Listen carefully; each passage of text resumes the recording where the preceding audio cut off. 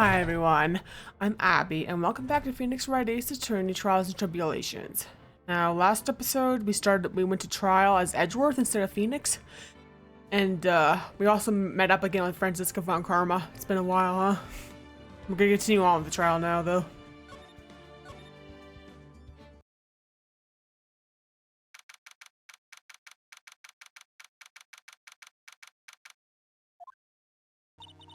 Excuse me, Mr. Edgeworth?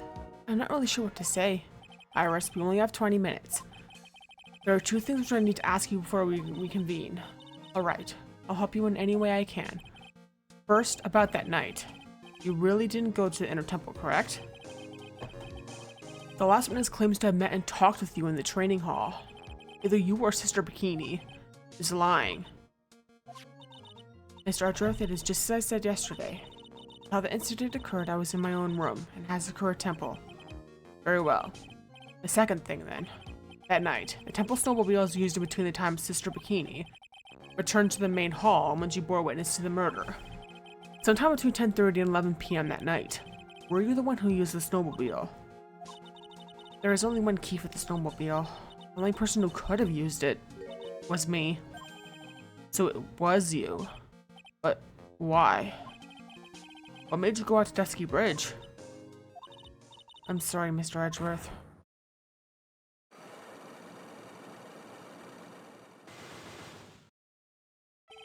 Iris, I can't tell you about that yet. Yet? Not until her safety is confirmed. Her? The safety of the Acolyte. The Acolyte, huh? She must be talking about Maya. Iris has a lot of secrets, doesn't she? What could it all mean, though? Iris, look me in the eye and tell me the truth. Did you kill Elise Stoneham? No matter who or what may come, I can never take a life. As I thought, no psycho locks. Very well. It's my job to get you the truth. You'll discover this for yourself soon enough.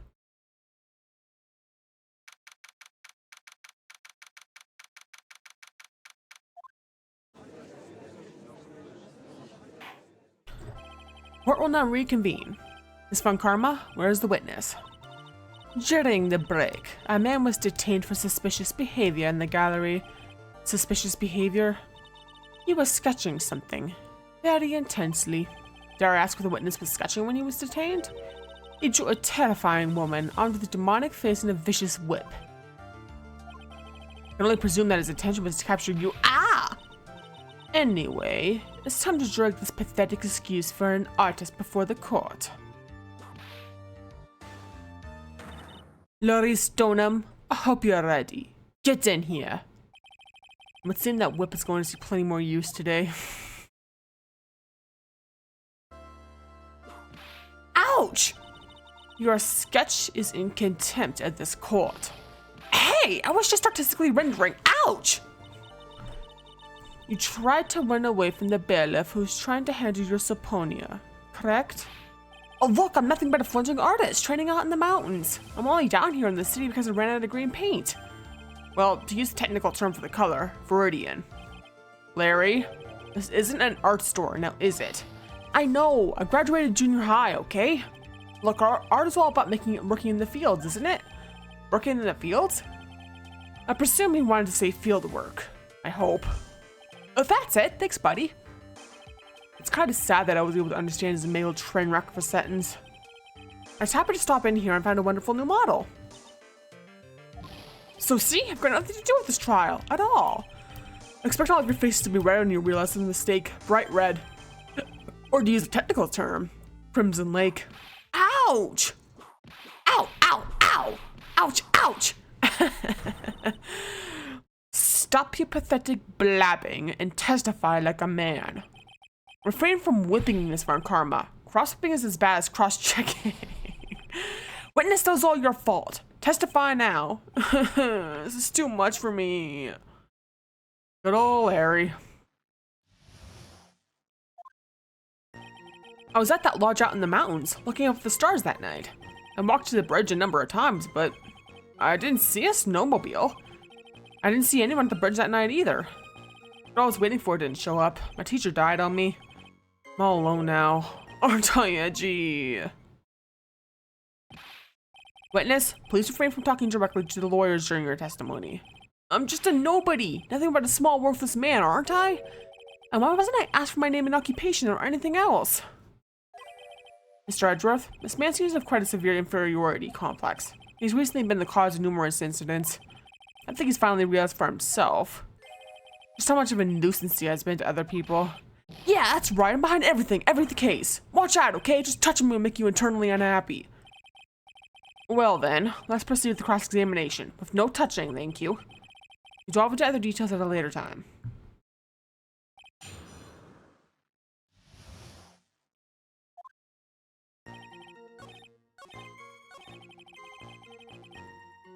You know he's lying here, because obviously he saw Phoenix that night.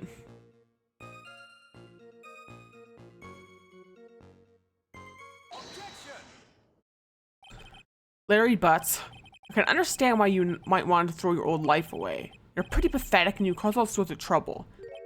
I'm sorry. But having realized just how much of a nuisance you have been, it could be considered a step in the right direction. Gee, are you trying to console me? It certainly doesn't sound that way to me. However, I cannot forgive you for simply turning away from the incidents you create. We're totally pinning this on me. Now then, let's talk about the night of the murder. Sister Bikini, after seeing the murder take place, asked Venus Wright to report it. Thus, he headed for the public phone by the bridge. There, he happened across a certain nefarious individual. You, Larry Butts. That's right, me in the flesh. Listen carefully, witness. It doesn't matter if you change your name. So long as you remain pretty pathetic, you will continue to cause these incidents. That reality will not change. But what do you want me to do then? Larry, what you need to do is change is your inner self. But for now, what you saw that night. Testifying truthfully about this one issue is all I need from you. Edgy. I think I'm finally woken up. Well, I guess I could still be sleeping. But anyway, I'll do it. I'll testify. Well, I'm not sure this will go especially well. I'll ask again, the witness. What did you see on the night of the murder?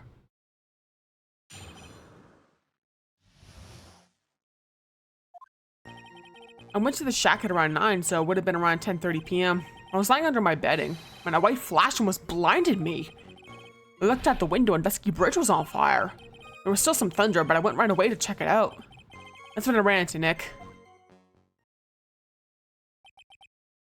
You certainly saw quite a lot, didn't you? So what happened to the bridge after it caught on fire? It was like me after our 3-day stint chasing a girl. Totally burnt out, like almost totally gone. I mean, trying to cross the burning remains is what caused Nick to fall. What did you say?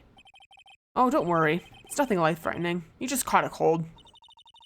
I never know what that meant, if you should be called lucky or unlucky.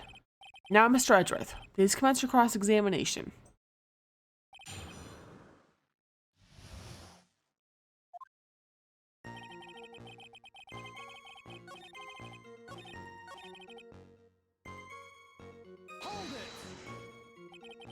You said right away. Exactly how long after the strike was that?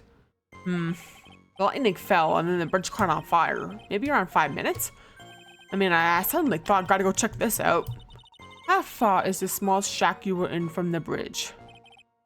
Hold on. Well, it had pretty much stopped snowing. I guess about a 5-minute walk? And how did Dusky Bridge look when you got there? Like I had recovered a piece of my childhood. I mean, not even the bonfire kids make during school camping trips can compare. Well, should I press him for a little more info?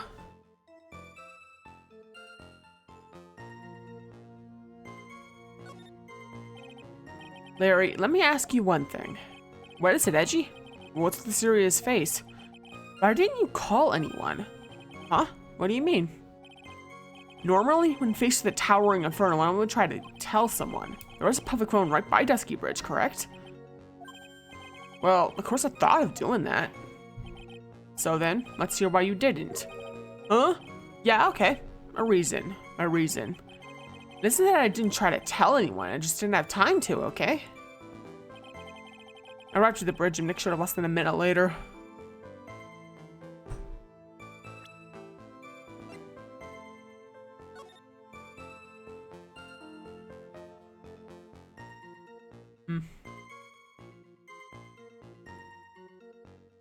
Yeah.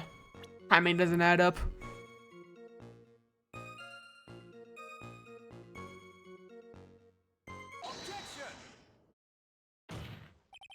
Your very existence being a contradiction. I'm not sure if you can grasp this or not. What the hey, Edgy? You make me sound like some sort of alien. But your testimony is conclusively contradictory. The problem here is time. I've never been the best timekeeper, you know? 3 minutes after Billy leaves on foot, you follow him on your bicycle. How long does it take for you to catch up with him? Terrible at those. So am I. This is much more simple. You saw the lightning strike at Dusky Bridge. And immediately went to see what had happened. Is this correct? Yeah. Well, I wasted about 5 minutes first, but more or less. I have the weather data from the night of the murder here. According to this, lightning fell at 10:45 p.m. We say it takes less than 5 minutes from the shack to Dusky Bridge. Meaning you probably got there at around 11 p.m. That all sounds about right, I guess. And then Nick showed up and did his falling act. That is impossible. What do you mean? 11 p.m. is when the murder occurred in Hazakura Temple. Thus, Wright was still there in the courtyard. There is no way that Larry could have encountered him at Dusky Bridge at that time. Excuse me, I have an objection. You do?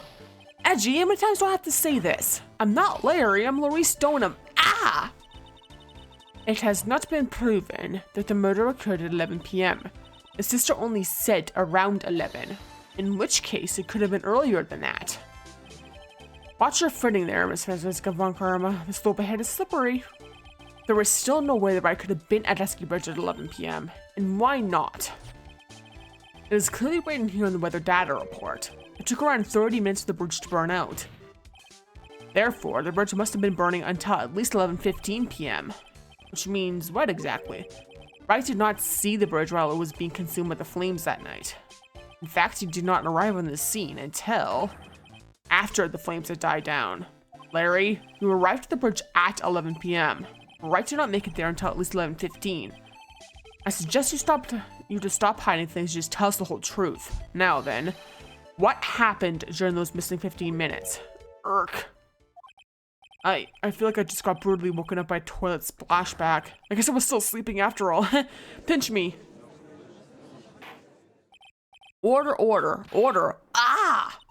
So there was a missing 15 minutes prior to meeting Phoenix Wright. I hardly see that as much of a problem. Yeah, not much of a problem at all. Really?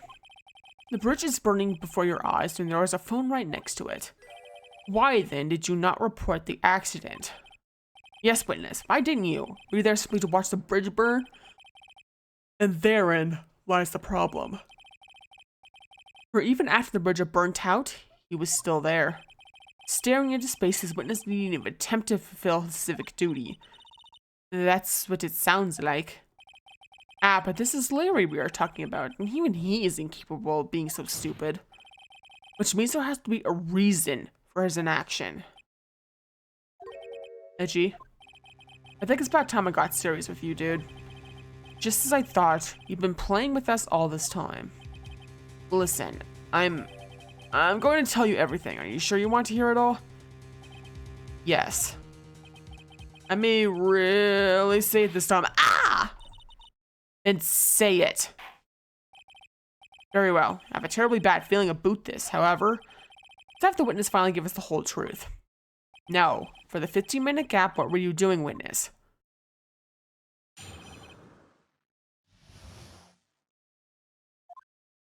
I'm a donum. I'm an artist. What do you think I was doing?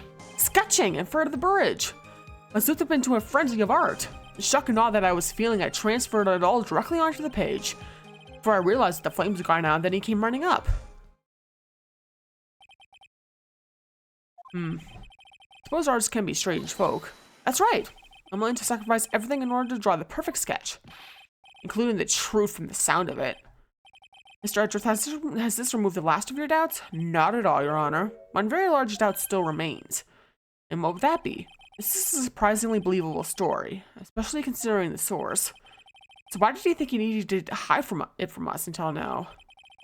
I intend to drag the reason out of him. You'll regret this, Edgy.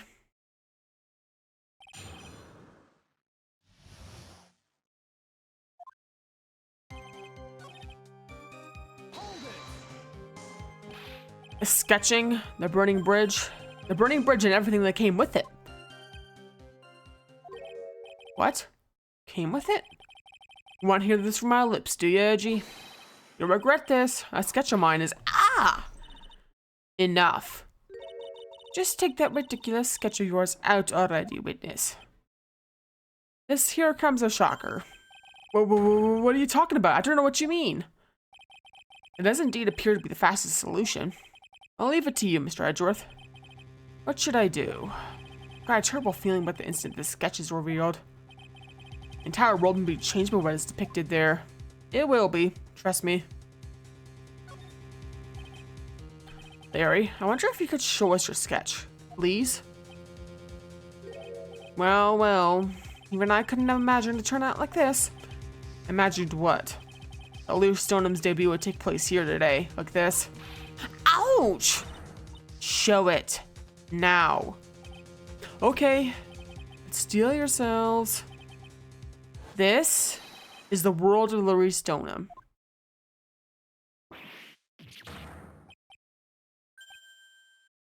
Well, so this is Dusky Bridge, correct? Quite a large bridge, isn't it? Your response, Miss Von Karma? Yes, well, it's a better drawing than I expected, isn't it? Isn't it? I struggled to reproduce those flames, I really did. Yes, I'm sure you did. This is going to get ugly. No one has the courage to bring it up, it seems. This mysterious flying object. Larry? What? The burning bridge is fine. But what is that unfortunate looking figure? Ah, you spotted that? I thought you might. However much I might want to ignore it, I can't. It's Iris, of course. Iris!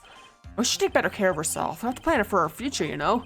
What would have happened to her if she had injured herself flying like that?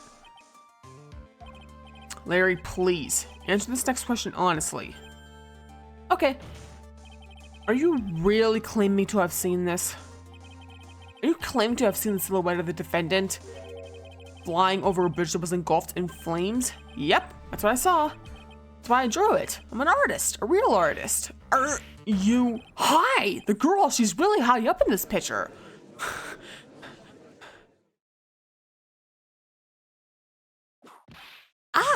What was that for? This is all a bad dream.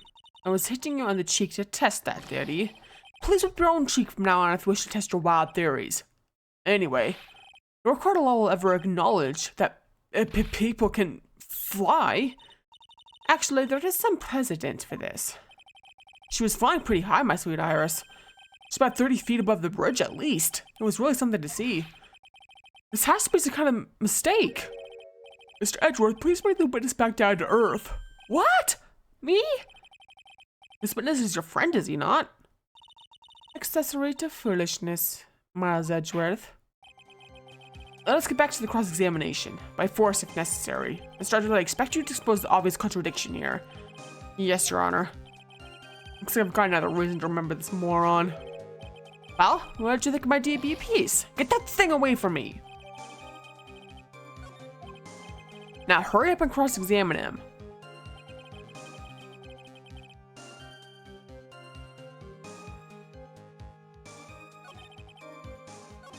I saw Iris flying, her white hood fluttering.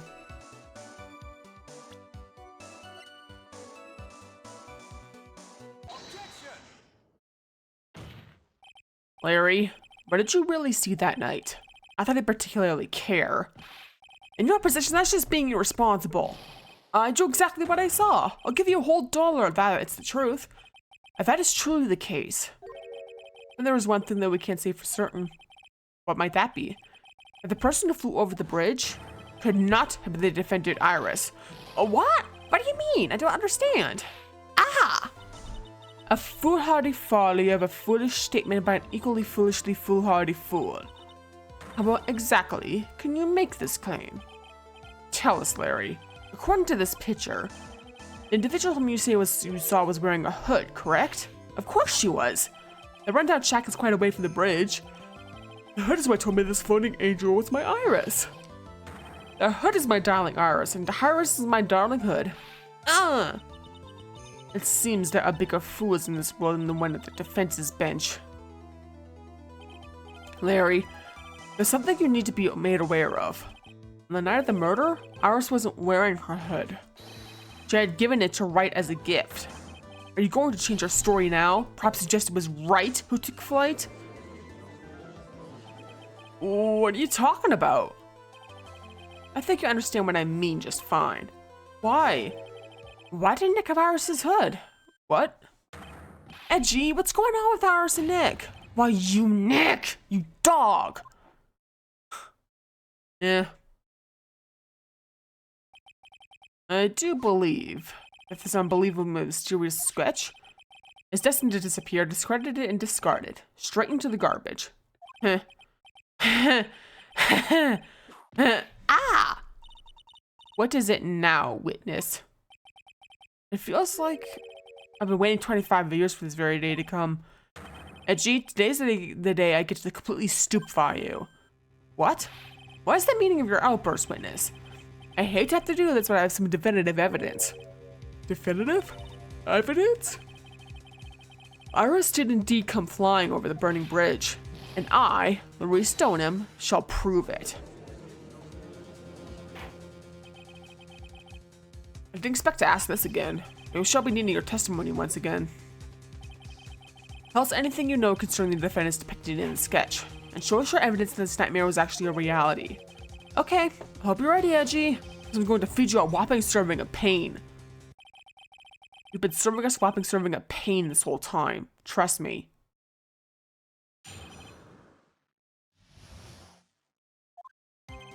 When I reached Dusky Bridge, she was already gone. I was so worried, so I frantically searched all over for her. It led to me finding a beautiful crystal sphere, half buried in the snow. I'm sure that Iris was simply wearing a spare hood. After all, no one else could have lost a crystal sphere that night.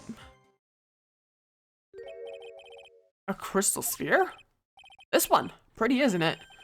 The finders keepers. That sphere. Where did you find it? Let me see. Around here somewhere. Looks about right. And it was half buried in the snow. And it pretty much stopped snowing by then.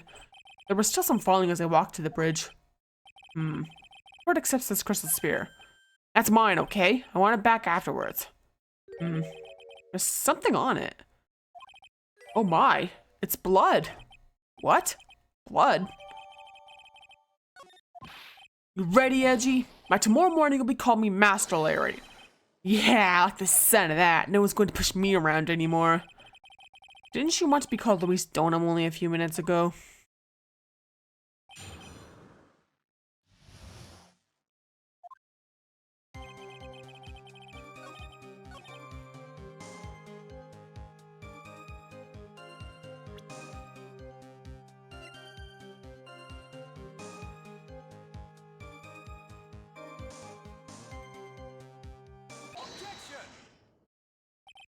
Larry, that night, there was someone who lost Crystal Sphere. There was? Who? Who was a stupid idiot? Miss Elise Stoneham, the mentor to a stupid idiot. The victim? I have a photo of her here. And on the end of her staff, you can see a familiar looking crystal sphere. Hey, that's my photograph. Give it back. Ouch! A crystal sphere like that is quite easy to find. Everyone just like it on my brooch. They look nothing alike. In any case, please take a look at this. This is the victim's staff found at the scene of the crime. Ah, the crystal sphere. It's gone. What? What?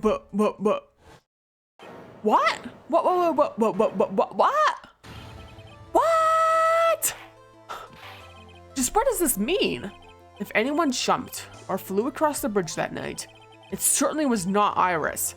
After all, she was not wearing her hood, and more importantly, the crystal sphere found at the landing site was not hers either. That means the one who flew and dropped the sphere was the victim, Miss Elise Stoneham? A fool alongside another fool on a fool's errand to reach a foolish conclusion. First of all, the sketch, which I prefer to call a scribble, is ridiculous. People cannot fly. Thus it is rejected. You can't do that. I saw it with my own two eyes. And this crystal sphere. This is nothing more than a red herring. You honestly believe that? Give it some thought and I'm sure you'll realize it as well, Miles Edgeworth.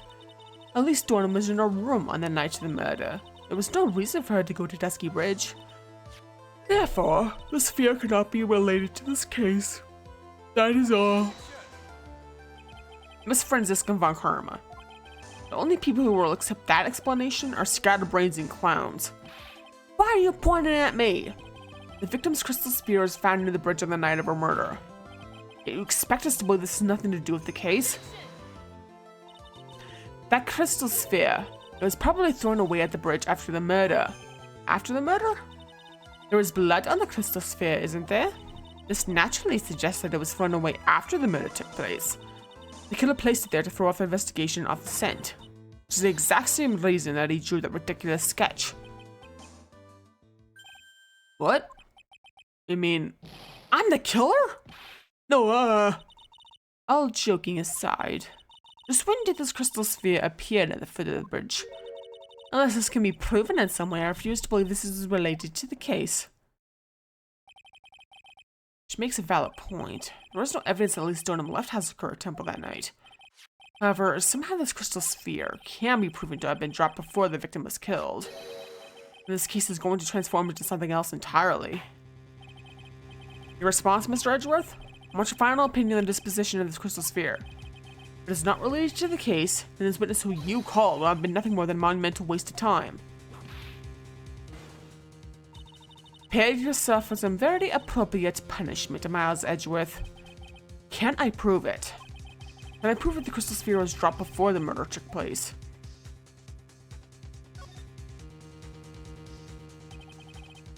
Can I prove it? That isn't the issue. Just simply prove it. That's the only option. That's what he'd do. That's the way Phoenix Wright would do this. Your Honor, allow me to prove something to you. I will prove that this crystal sphere is a vital link to solving this case. You will do what? That look in your eyes. You remind me of Phoenix Wright when he is cornered. That should come as no surprise, because right now, I am Phoenix Wright and I am indeed cornered. I order you to present your evidence, Mr. Edgeworth. Evidence that proves the crystal sphere was indeed dropped before the murder.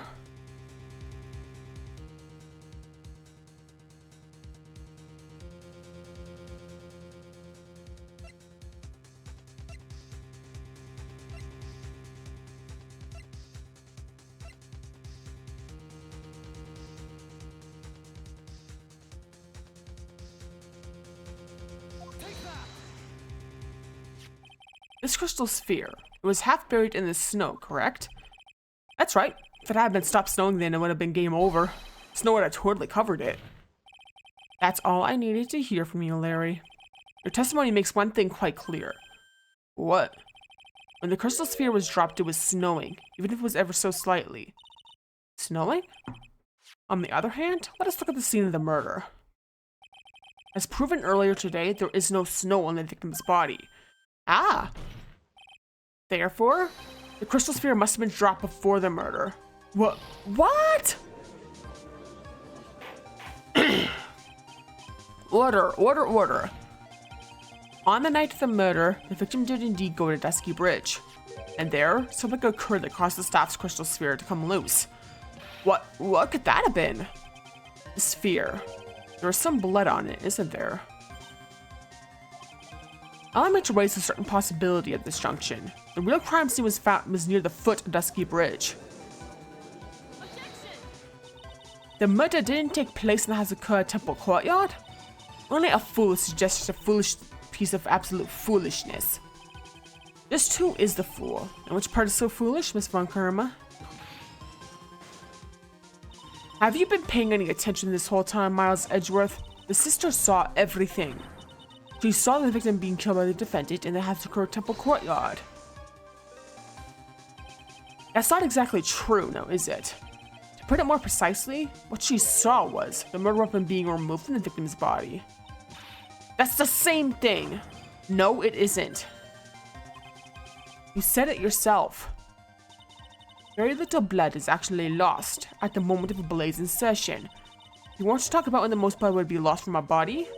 That would be when the blade is removed. If that statement is the truth, the dusky bridge could very easily be the scene of the murder. The murder weapon was not removed, thus there was no bleeding. You are forgetting one vital thing, Miles Edgeworth. At least Dornum's body was found at Hazakura Temple. On foot, it takes 15 minutes to travel from Dusky Bridge to Hazakura Temple. You mean to suggest someone carried the body all that way? I made it this far. The only place to take this is to the end. I just need to prove that my version of the events is absolutely perfectly plausible. Now, if the defense is ready, the court would like to have an explanation. Please show us the method by which the victim's body was carried to Hazakura Temple.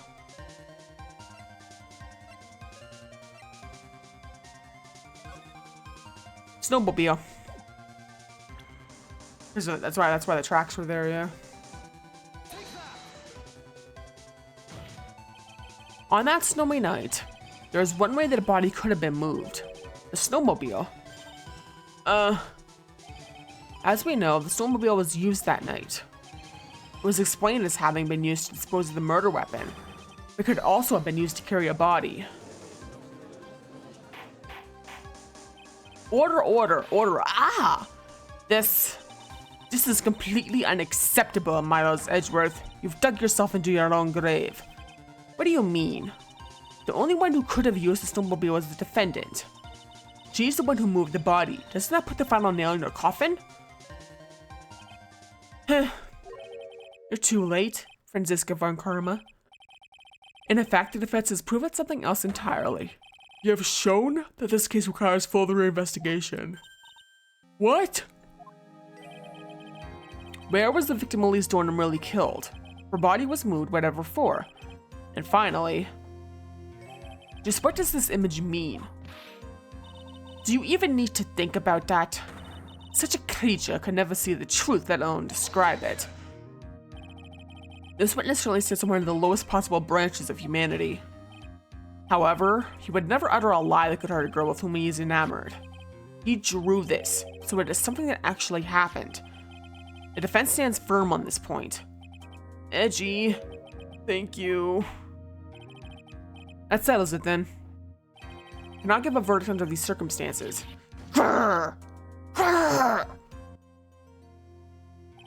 Right? I seem to have fulfilled my part in this. It's just as I thought.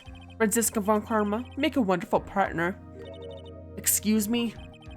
There was one reason and one alone for me being here. To expose the darkness lurking in this case and then pass it on to Wright. Really? That's what this was all about? You could have just told me that from the very beginning. And I wouldn't have had Francie whip me all Dutch.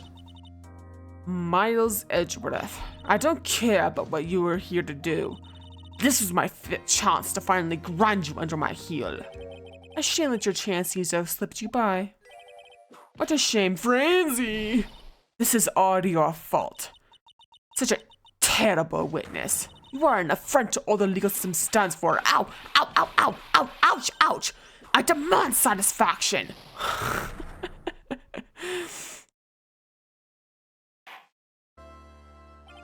I cannot believe that the witness's testimony relates to an actual event. However, there has to be some sort of answer for the questions it raises. Have his words today here been the truth or lies? Next time we gather in this courtroom, those are the matters that shall be addressed. I'm counting on thorough investigations by both the defense and the prosecution. And with this, the rest is up to you, right? Court is now adjourned. Yeah, interesting, isn't it?